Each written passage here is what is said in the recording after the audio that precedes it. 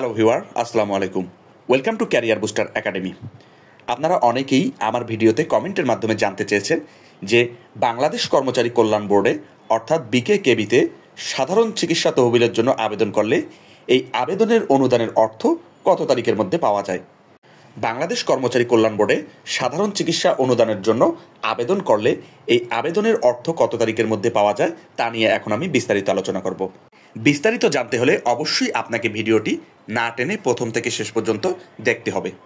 বাংলাদেশ কর্মচারী কল্যাণ বোর্ড সাধারণ চিকিৎসা অনুদানের অনলাইনের আবেদন ফর্ম প্রতি মাসের শেষ তারিখ পর্যন্ত জমা গ্রহণ করে, অর্থাৎ 1 থেকে 31 অথবা 30 তারিখ পর্যন্ত অনলাইনে আবেদনকৃত ফর্মের হার্ড কপি তারা সর্বপ্রথম সংগ্রহ করে।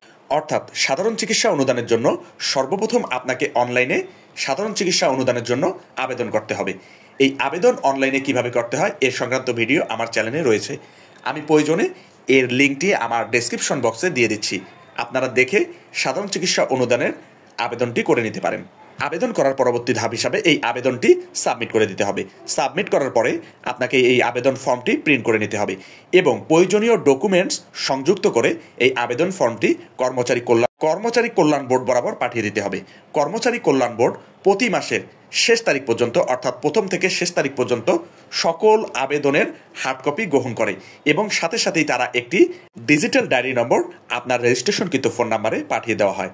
যদি আপনার আবেদনে কোনো ত্রুটি থেকে থাকে সেক্ষেত্রে SMS এর মাধ্যমে আপনার ত্রুটির কারণ জানিয়ে দেওয়া হয়।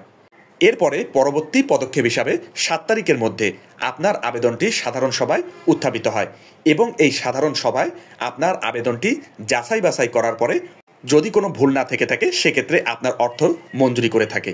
এরপরে এই মঞ্জুরিকৃত অর্থ 15 তারিখের মধ্যে চূড়ান্ত সুপারিশ করা হয়ে থাকে এবং এই চূড়ান্ত সুপারিশের পরবর্তীতে আপনার অনুদানের অর্থটি 16 থেকে 30 তারিখের মধ্যে আপনার ব্যাংক অ্যাকাউন্টে EFTর মাধ্যমে ঢুকে যাবে।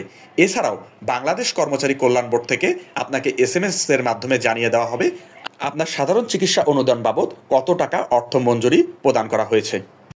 সাধারণ চিকিৎসা অনুদানের আবেদন প্রক্রিয়া সংক্রান্ত আপনার যদি কোনো প্রশ্ন থেকে থাকে সেক্ষেত্রে কমেন্টের মাধ্যমে করতে পারেন, তার উত্তর দেওয়ার চেষ্টা করব।